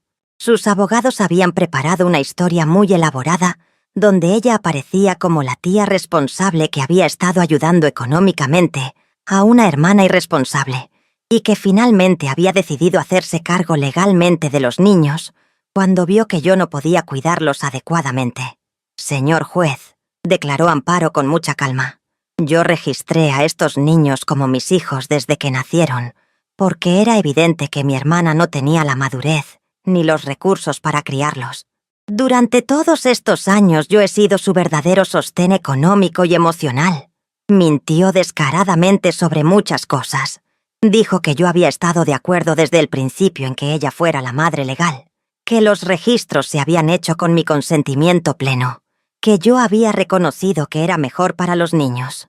Pero cuando el licenciado Morales empezó a presentar nuestras evidencias, La historia de Amparo empezó a desmoronarse pieza por pieza. Primero presentamos los testimonios de todos los vecinos de la colonia San José. Doña Esperanza, la señora Carmen, la maestra Rodríguez, todas las personas que habían conocido a los niños durante años, testificaron que yo había sido quien ejercía la maternidad real. «Señor juez», declaró doña Esperanza, «yo vi a esa muchacha embarazada. La acompañé al hospital. Vi nacer a esos niños. Durante 9 años la he visto levantarse antes del amanecer para trabajar y mantenerlos. ¿Cómo va a ser que esos niños no son de ella?» Después presentamos los registros médicos del Hospital General, que probaban que yo había dado a luz a ambos niños. El doctor Hernández, que había atendido mi parto con Juanito, vino a declarar que recordaba perfectamente que yo había sido la paciente, que había sido un parto normal y que nunca había habido ninguna duda sobre quién era la madre. Luego el investigador Sánchez presentó todas las evidencias que había reunido durante los meses de seguimiento. Fotografías de Amparo cambiando de domicilio constantemente, documentos contradictorios que había presentado en diferentes instituciones, testimonios de maestros en Guadalajara y Ciudad de México que confirmaban que había mentido sobre las circunstancias en que había obtenido la custodia de los niños. «Señor juez», declaró el investigador, «la señora Amparo Herrera ha presentado versiones diferentes de la misma historia en cada lugar donde ha inscrito a los menores. En una escuela dijo que eran huérfanos que ella había adoptado. En otra dijo que la madre había muerto. En otra dijo que la madre los había abandonado. Ninguna de estas versiones es consistente. Pero el testimonio más impactante fue el de la doctora Ruiz, la psicóloga especialista en evaluaciones familiares. «Señor juez», declaró la doctora, «después de analizar exhaustivamente toda la evidencia disponible, puedo afirmar categóricamente que la señora Soledad Herrera ha sido la figura materna primaria de estos menores durante toda su vida.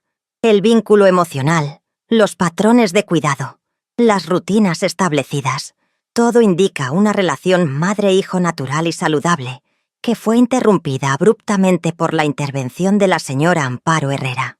La doctora explicó que había analizado los patrones de comportamiento de ambas mujeres y que mientras mis acciones habían sido siempre consistentes con las de una madre biológica preocupada por el bienestar de sus hijos, las acciones de Amparo eran consistentes con las de una persona que había planeado y ejecutado una apropiación indebida de menores. «Señor juez», continuó la doctora, «los menores presentan signos claros de trauma psicológico como resultado de haber sido separados abruptamente de su figura materna primaria. Han desarrollado confusión de identidad, ansiedad de separación y comportamientos regresivos que son típicos de niños que han sido víctimas de manipulación psicológica. Cuando llegó el momento de que los propios niños declararan ante el juez, se hizo un receso para que pudieran hablar con él en privado, en su oficina, sin la presión de tener a todos los adultos presentes. Durante ese receso, que duró casi 1 hora, yo me la pasé caminando por los pasillos del juzgado, rezando, pidiendo por favor que mis niños pudieran expresar lo que realmente sentían, lo que realmente recordaban de nuestra vida juntos. Amparo, por su parte, se veía muy nerviosa por primera vez en todo el proceso. Sus abogados hablaban con ella en voz baja, pero yo podía ver en su cara que las cosas no estaban saliendo como ella las había planeado. Cuando regresamos a la sala, el juez se veía muy serio. Nos pidió que nos sentáramos y empezó a hablar muy lentamente. «He escuchado toda la evidencia presentada por ambas partes», dijo el juez. «He revisado todos los documentos, he analizado todos los testimonios y he hablado extensamente con los menores Juan y María». Hizo una pausa que se sintió eterna y luego continuó. «Este es uno de los casos más complejos y perturbadores que he visto en mis 20 años como juez familiar. Lo que tenemos aquí no es una simple disputa de custodia. Lo que tenemos aquí es un caso claro de falsificación de documentos oficiales, suplantación de identidad y apropiación indebida de menores». Se me empezó a acelerar el corazón. El tono del juez sonaba como si estuviera a punto de tomar una decisión a mi favor. «Señora Amparo Herrera», continuó el juez mirándola directamente, Usted aprovechó el estado de vulnerabilidad de su hermana, después del parto, para falsificar registros de nacimiento y apropiarse legalmente de 2 menores que no eran suyos. Durante 9 años mantuvo este engaño mientras aparentaba ser una tía cariñosa, cuando en realidad estaba ejecutando un plan para eventualmente quedarse con los niños. Amparo se puso muy pálida, y sus abogados empezaron a susurrar entre ellos muy rápido. Los menores, Juan y María, siguió el juez, me han confirmado que durante toda su vida han considerado a la señora Soledad Herrera como su madre. Recuerdan perfectamente su vida en la casa de la colonia San José, sus rutinas, sus amigos, su escuela. También me han expresado que extrañan mucho a su mamita Sole y que quieren regresar a casa con ella. En ese momento María empezó a llorar y gritó desde donde estaba sentada. «Yo quiero ir con mi mamita. Yo quiero ir a mi casa». Juanito también se puso de pie y dijo: «Señor juez, nosotros sabemos quién es nuestra mamá de verdad. La tía Amparo es buena, pero mi mamá es mi mamá Sole». El juez les pidió que se tranquilizaran y luego pronunció las palabras que cambiaron mi vida para siempre. Por lo tanto, este tribunal determina que la custodia legal y física de los menores, Juan Herrera y María Herrera, se otorga inmediatamente a la señora Soledad Herrera, quien es reconocida como su madre biológica y legal legítima. No podía creer lo que estaba escuchando. Después de 7 meses de lucha, de trabajar día y noche, de llorar cada noche, finalmente había ganado. Mis hijos me iban a ser devueltos. Pero el juez no había terminado. También ordenó que se iniciara un proceso penal contra Amparo por falsificación de documentos oficiales, suplantación de identidad y sustracción de menores. «Señora Amparo Herrera», le dijo, «usted deberá responder ante la justicia penal por los delitos que ha cometido». Los niños corrieron hacia mí y me abrazaron con tanta fuerza que casi me tiran al suelo. «Mamita, mamita», gritaban entre lágrimas. «Ya nos vamos a casa, ya nos vamos a casa». Yo no podía parar de llorar de la felicidad. Después de 7 meses sin abrazarlos, de 7 meses sin saber si los volvería a ver, finalmente los tenía en mis brazos otra vez. Amparo se quedó sentada en su lugar, muy pálida, muy callada. Sus abogados le hablaban, pero ella no respondía. Creo que hasta ese momento no había entendido realmente la magnitud de lo que había hecho, ni las consecuencias que iba a enfrentar. Antes de salir del juzgado, el juez me pidió que me acercara a su escritorio. «Señora Herrera», me dijo, «usted demostró una determinación y una fuerza extraordinarias para recuperar a sus hijos. Muchas madres en su situación se habrían dado por vencidas. Usted nunca se rindió, y eso habla mucho de su carácter y de su amor por estos niños». Salimos del juzgado los 3 juntos, tomados de la mano, con el sol de noviembre iluminándonos la cara. Después de 7 meses de pesadilla, finalmente íbamos de regreso a casa. El viaje de regreso a nuestra casita en la colonia San José fue el más feliz de mi vida. Juanito y María no pararon de platicarme durante todo el camino sobre las cosas que habían hecho durante esos meses, pero también sobre cuánto me habían extrañado y cuánto habían querido regresar conmigo. «Mamita», me decía María agarrándome fuerte la mano. «Yo todas las noches le pedía a la Virgen que me trajera de vuelta contigo. La tía Amparo era buena conmigo, pero no era mi mamá de verdad». Juanito, que había crecido tanto durante esos meses y se había vuelto más serio, me dijo algo que nunca voy a olvidar. «Mamá, yo sabía que tú nos ibas a venir a buscar. Yo le decía a María que no se preocupara, que nuestra mamá nunca nos iba a abandonar de verdad». Cuando llegamos a la casa, todo estaba exactamente como lo habíamos dejado 7 meses antes. Las camas de los niños, sus juguetes, su ropa, todo esperándolos como si supiera que algún día iban a regresar.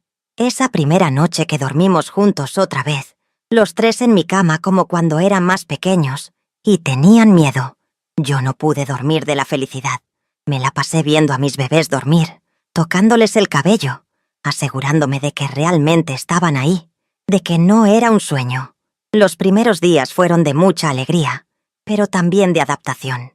Los niños habían vivido experiencias durante esos meses que los habían cambiado. Habían conocido un nivel de vida diferente. Habían vivido en casas más grandes. Habían tenido cosas materiales que yo no podía darles. Pero también habían entendido algo muy importante, que las cosas materiales nunca pueden reemplazar el amor verdadero de una madre. María me decía: «Mamita, la casa de la tía era muy bonita, pero yo quería estar en mi casita contigo». Juanito me decía: «Mamá, está bien que no tengamos muchas cosas, porque lo importante es que estemos juntos». Los vecinos de la colonia se llenaron de alegría cuando nos vieron regresar. Doña Esperanza lloró cuando vio a los niños y me dijo: «Ay, mija, qué bueno que ganaste. Todo el barrio estaba rezando por ustedes». La señora Carmen, que había sido tan generosa conmigo durante todo este proceso, les trajo dulces a los niños y me dijo: «Soledad, tú eres un ejemplo de lo que puede hacer una madre cuando pelea por sus hijos. Nunca te diste por vencida». Pero regresar a la vida normal no fue tan fácil como yo había imaginado. Los niños habían perdido casi un año escolar, así que tuve que hacer muchos trámites para reincorporarlos a su escuela original y para que pudieran ponerse al corriente con sus estudios. La maestra Rodríguez fue increíblemente comprensiva. «Señora Herrera», me dijo, «no se preocupe por las materias atrasadas. Lo importante es que Juan y María están de vuelta donde pertenecen. Nosotros los vamos a ayudar a ponerse al corriente». También tuve que llevar a los niños con un psicólogo para que los ayudara a procesar todo lo que habían vivido durante esos meses de separación.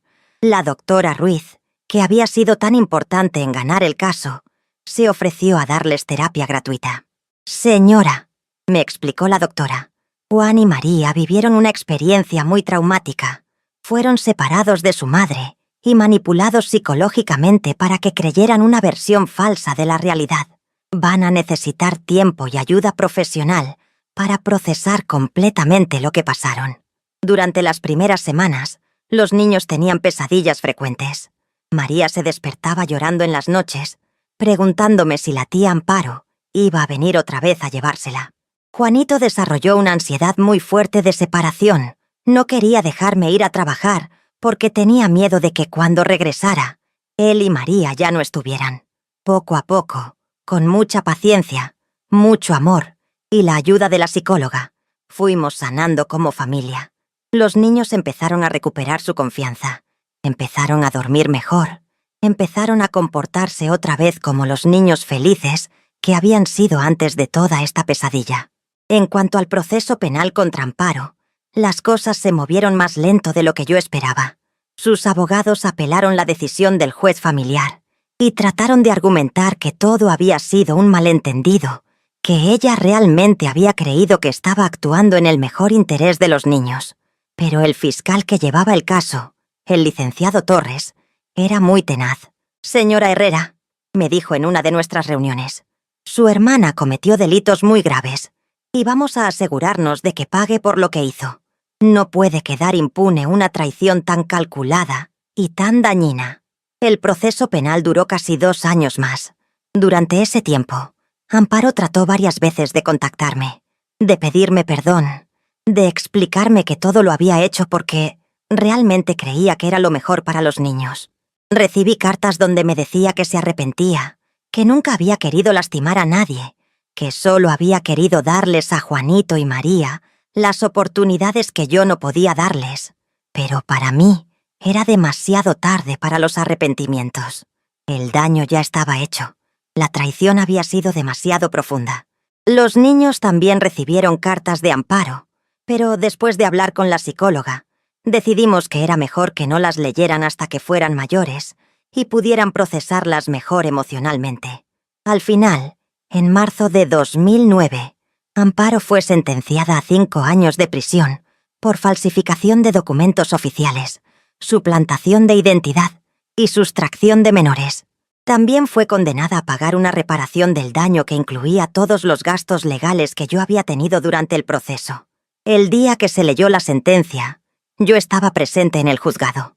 Cuando vi a Amparo vestida con el uniforme de reclusa, esposada, me dio mucha tristeza. A pesar de todo lo que me había hecho, seguía siendo mi hermana, la persona con quien había crecido, con quien había compartido tantos años de mi vida. Pero también sentí que finalmente se había hecho justicia, que lo que ella había hecho tenía consecuencias, y que otros niños estarían protegidos de que alguien más tratara de hacer algo similar. Amparo nunca volvió a contactarnos después de que salió de la cárcel. Según me dijeron, se mudó a otro estado, cambió de nombre y trató de empezar una vida nueva lejos de todo lo que le recordara lo que había hecho. Para mí, eso estaba bien. No tenía rencor hacia ella, pero tampoco tenía deseos de tenerla otra vez en nuestras vidas. Había roto la confianza de una manera que no tenía reparación. Los años que siguieron fueron años de mucha felicidad para nosotros. Juanito y María crecieron sanos y felices. Se graduaron de la secundaria con muy buenas calificaciones y ahora ya están en la preparatoria. Juanito quiere estudiar leyes cuando termine la preparatoria. Me dice que quiere ayudar a otras familias que pasen por situaciones como la que pasamos nosotros. Mamá, me dice, quiero ser abogado para defender a las mamás que pelean por sus hijos. María quiere ser psicóloga infantil. Dice que la doctora Ruiz la inspiró mucho cuando éramos pacientes de ella y que quiere ayudar a otros niños que hayan vivido traumas familiares. Yo sigo trabajando limpiando casas, pero ahora también doy pláticas en escuelas y centros comunitarios sobre la importancia de estar muy atentos a los documentos legales de nuestros hijos, sobre cómo protegerse de personas que pueden aprovecharse de nuestra confianza. Señoras, les digo siempre en mis pláticas, nunca dejen que nadie más maneje los papeles oficiales de sus hijos. Nunca confíen ciegamente, ni siquiera en sus propios familiares. Y si algo parece demasiado bueno para ser verdad, probablemente lo es. También les cuento que si alguna vez se encuentran en una situación parecida, no se den por vencidas. Hermanas, les digo, ustedes son las madres de sus hijos. Nadie, absolutamente nadie, tiene más derechos sobre ellos que ustedes. Peleen, busquen ayuda, no se rindan nunca. La experiencia que viví me enseñó muchas cosas importantes. Me enseñó que la maternidad verdadera no se define por documentos legales, sino por amor, sacrificio y presencia constante. Me enseñó que la familia no siempre es quien uno espera y que a veces las traiciones más profundas vienen de las personas en quienes más confiamos. Pero sobre todo me enseñó que una madre que pelea por sus hijos tiene una fuerza que ella misma no sabía que tenía. Durante esos 7 meses de separación, yo descubrí que era capaz de cosas que nunca había imaginado. De trabajar 18 horas diarias, de aprender sobre leyes, de enfrentar a abogados y jueces, de no rendirme aunque todo pareciera perdido. Ahora, después de tantos años, cuando veo a Juanito de 17 años ayudándole a su hermanita María, de 15 años con la tarea, cuando veo que son jóvenes seguros de sí mismos, que saben quiénes son y de dónde vienen, me siento orgullosa de la decisión que tomé de pelear por ellos. Hay noches en que todavía me despierto y voy a revisar que estén en sus camas, que estén ahí, realmente. Creo que ese miedo de perderlos otra vez nunca se me va a quitar completamente, pero también me recuerda lo valiosos que son, lo afortunada que soy de tenerlos. Los niños ahora ya conocen toda la historia. Cuando crecieron lo suficiente para entenderla, se las conté completa, sin omitir detalles. Era importante que supieran la verdad, que entendieran lo que había pasado y que aprendieran de nuestra experiencia. «Mamá», me dijo Juanito cuando tenía 14 años y le conté toda la historia. Yo me acuerdo de muchas cosas de esos meses con la tía Amparo. Recuerdo que extrañaba nuestra casa, que extrañaba dormir contigo, que extrañaba nuestras rutinas, pero también recuerdo que tenía miedo de decirle que quería regresar contigo porque ella me decía que tú ya no nos querías. María me dijo algo que me hizo llorar. Mamita, aunque yo era muy chiquita, yo sabía en mi corazón que mi lugar era contigo. Todas las noches le pedía a Diosito que me trajera de vuelta a mi casa. De verdad, esas conversaciones fueron muy importantes para nuestra sanación familiar. Los niños pudieron expresar cosas que habían guardado durante años, pudieron hacer preguntas sobre cosas que no habían entendido en su momento, y pudieron procesar completamente la experiencia que habíamos vivido juntos. También ha sido importante que sepan que lo que pasó con Amparo no significa que toda la familia es mala o que no se puede confiar en nadie. Tienen una relación muy bonita con otros tíos y primos que siempre estuvieron de nuestro lado durante el proceso legal. Mi primo Raúl, que vive en Tlaxcala, fue quien me prestó dinero en los momentos más difíciles del proceso legal. Mi tía Esperanza, que es hermana de mi mamá, vino desde Oaxaca para testificar a mi favor. Ellos les han demostrado a los niños que sí existe la familia que te apoya de verdad, que no todos los parientes son como Amparo. Los niños también han aprendido a valorar las cosas simples de nuestra vida. Nunca se quejan de que nuestra casa sea pequeña o de que no tengamos las cosas más caras. Entienden que la felicidad no viene de las cosas materiales, sino de estar juntos, de querernos, de apoyarnos mutuamente. «Mamá», me dice María, «yo prefiero nuestra casita donde somos felices que una casa grande donde no tendríamos paz».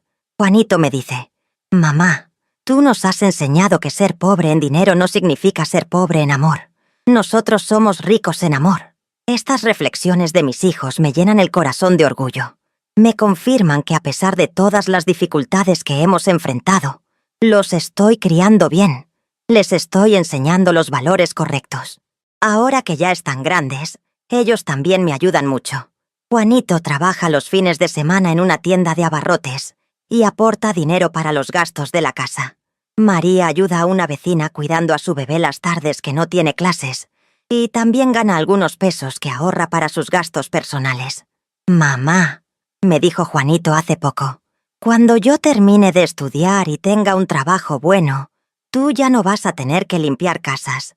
Yo te voy a mantener para que descanses».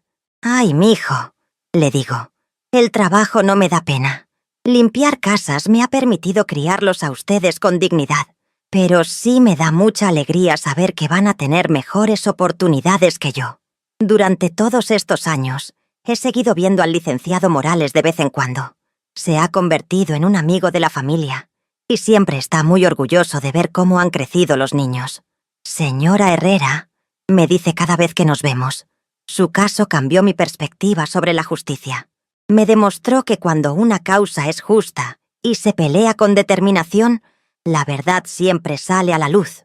El licenciado me ha dicho que nuestro caso se estudia ahora en algunas escuelas de derecho, como ejemplo de cómo la falsificación de documentos de menores puede afectar a las familias, y como ejemplo de que la justicia sí funciona cuando se siguen los procesos correctos. También me ha invitado varias veces a dar pláticas en universidades, para que les cuente a los estudiantes de derecho sobre la experiencia de ser la afectada en un caso legal tan complejo. «Señora», me dicen los estudiantes después de mis pláticas, «su historia nos ha enseñado por qué es tan importante que los abogados trabajemos con pasión cuando defendemos a personas que realmente necesitan justicia». La doctora Ruiz también se ha mantenido en contacto con nosotros durante todos estos años. Dice que seguir nuestro proceso de sanación familiar ha sido muy enriquecedor para su trabajo profesional. «Soledad», me dice, «ustedes son una familia que demostró que el amor verdadero puede superar cualquier trauma. Juan y María han crecido hasta convertirse en jóvenes emocionalmente sanos a pesar de lo que vivieron, y eso habla de la fortaleza del vínculo que tienen contigo». De vez en cuando, la doctora nos invita a participar en conferencias sobre psicología familiar, donde contamos nuestra experiencia para ayudar a otros psicólogos a entender mejor cómo trabajar con familias que han vivido situaciones similares. Una de las cosas más satisfactorias que han pasado en estos años es que he podido ayudar a otras mujeres que se han encontrado en situaciones parecidas a la mía. A través de las pláticas que doy y de las personas que me contactan después de escuchar mi historia, he conocido a varias madres que han tenido problemas con familiares que trataron de quitarles a sus hijos. Hace 2 años, ayudé a una señora de Cholula que su suegra había registrado a su nieto como hijo propio, aprovechándose de que ella estaba muy enferma después del parto. La pobre señora no sabía qué hacer, pero con la experiencia que yo había tenido, pude orientarla sobre los pasos legales que tenía que seguir. «Señora», me decía llorando, «yo pensé que ya había perdido a mi hijo para siempre, pero usted me ha dado esperanza de que sí se puede recuperar». Al final, esa señora también ganó su caso y recuperó a su hijo. Fue muy emocionante para mí saber que mi experiencia había servido para ayudar a otra madre a recuperar lo que era suyo.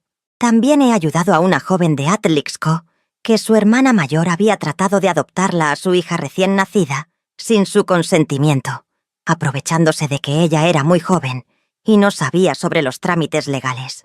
«Mira, niña», le dije, «lo que te está pasando es muy parecido a lo que me pasó a mí, pero tú tienes la ventaja de que tu hija es muy pequeña todavía y vas a poder actuar más rápido. Casos como estos me han confirmado que lo que me pasó con Amparo no es algo único. Hay personas que se aprovechan de los momentos de vulnerabilidad de las madres para tratar de quedarse con sus hijos, y es muy importante que más mujeres conozcan sus derechos y sepan cómo defenderse. Por eso me da tanto gusto poder contar mi historia hoy, porque sé que en algún lugar puede haber una madre pasando por algo similar, sintiéndose perdida, sin saber qué hacer, creyendo que ya no hay esperanza. Hermana, si estás escuchando esta historia y te identificas con algo de lo que he contado, quiero que sepas que sí hay esperanza, que sí se puede luchar y ganar, que la justicia sí existe, aunque a veces tarde en llegar. Lo más importante que puedo decirte es que nunca te des por vencida. Tus hijos son tuyos, y nadie tiene más derecho sobre ellos que tú. No importa qué tan poderosa o inteligente sea la persona que te los haya quitado. No importa qué tan complicado parezca el proceso legal. Si tienes la verdad de tu lado, si tienes el amor de madre de tu lado, vas a encontrar la fuerza para pelear. Vas a encontrar personas buenas que te van a ayudar. Vas a descubrir que eres más fuerte de lo que creías. Y recuerda siempre que ser madre no se define por documentos legales. Se define por el amor, por el sacrificio, por estar presente en los momentos difíciles, por pelear cuando es necesario pelear. Nunca es tarde para luchar por tus hijos. Nunca es tarde para hacer justicia. Nunca es tarde para demostrar que el amor de una madre verdadera es más fuerte que cualquier mentira, que cualquier manipulación, que cualquier traición. Mi historia tuvo un final feliz porque nunca me rendí, porque busqué ayuda, porque confié en la justicia y porque mis hijos siempre supieron en su corazón quién era realmente su madre. Y ahora, al verlos convertidos en jóvenes maravillosos, seguros de sí mismos, llenos de sueños y de esperanza, sé que toda la lucha valió la pena. Cada lágrima, cada noche sin dormir, cada peso que gasté en abogados e investigadores, cada momento de desesperación, todo valió la pena para poder tenerlos conmigo hoy.